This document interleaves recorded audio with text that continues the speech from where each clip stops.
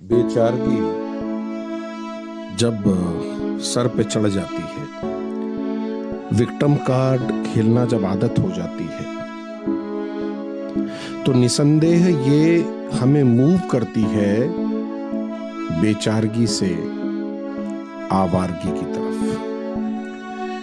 और हमें ऐसा लगता है कि मेरी बेचारगी इतनी हो चुकी है कि मैं अब कुछ आवारापन कर लूं, कुछ ऐसा कर लूं जो दुनिया को गलत लगे, कुछ ऐसा कर लूं जो मुझे भी गलत लगता हो, तो शायद मुझे मानसिक शांति मिल सकती है या मैं उसको कंपनसेट कर सकता हूं, उस बेचारगी को।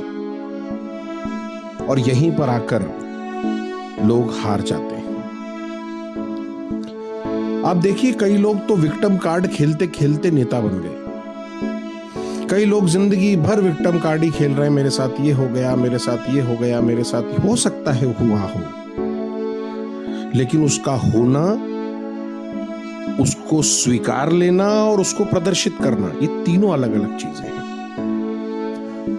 और मैं ये मानता हूं कि कुछ ऐसा करना जिससे मुझे विद्रोहीपन की खुद में एक आशा जगे, मुझे लगे कि इस बात को अगर मैं इस तरह से करता हूं, जैसे बहुत ज्यादा तनाव में कोई है या ड्राइवर गाड़ी चला रहा है, ट्रक का बहुत लंबे समय तक चला रहा है, तो वो तुरंत तंबाकू खा लेता है, वो रात को 2 पैक लगा लेता है, कंपनसेट।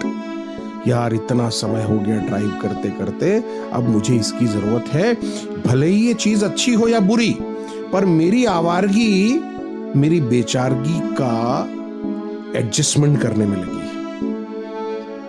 सोचना हमें यह पड़ेगा कि विक्टिम कार्ड खेलते खेलते हमें उसकी आदत ना पड़ जाए कहीं।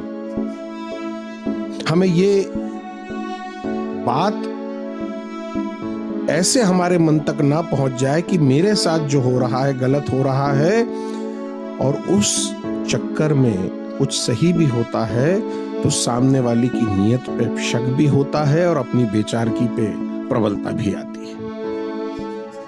इसे अवॉइड करना पड़ेगा मित्र, इसे आदत ना बनाइए, क्योंकि आप जब इसको आदत बना लेते हैं तो आप खुद में ही गुथ जाते हैं, परेशान हो जाते हैं। और मानसिक रूप से अगर आप परेशान हैं तो शारीरिक रूप काम नहीं करता। मानसिक रूप से आप परेशान हैं तो आपका एसी भी आपको ठंडी हवा नहीं देता। आप मानसिक रूप से अगर परेशान हैं तो ये तो छोड़िए, कई बार तो ऐसा लगता है ऐसे ही पड़े रहो। यही कारण होता है दाढ़ी बढ़ा लेना और नहाना नहीं, और इस तरह से रिएक्ट करने की आदत हो जाती है। इससे बचना होगा। हमें ये देखना होगा कि जब मेरे सामने कोई प्रॉब्लम खड़ी होती है या जानबूझ के कोई मेरे साथ गलत करता है, तो ये तो दुनिया की रीत है। शुरू में याद करिए, कॉलेज में रैगिंग होती थी तो रैगिंग जिसकी होती थी वो भी बाद में रैगिंग लेता था, छोड़ता नहीं था। तो जैसे आप बेचारगी में हो, जब आप किसी को प्रताड़ित करते हो तो वो भी बेचारगी में होता है। यानी इसे एक तरह का सामाजिक ताना बाना मानना पड़ेगा, एक मानसिक अवस्था मानना पड़ेगी, तब कहीं जाके हम इससे बाहर निकल पाएंगे।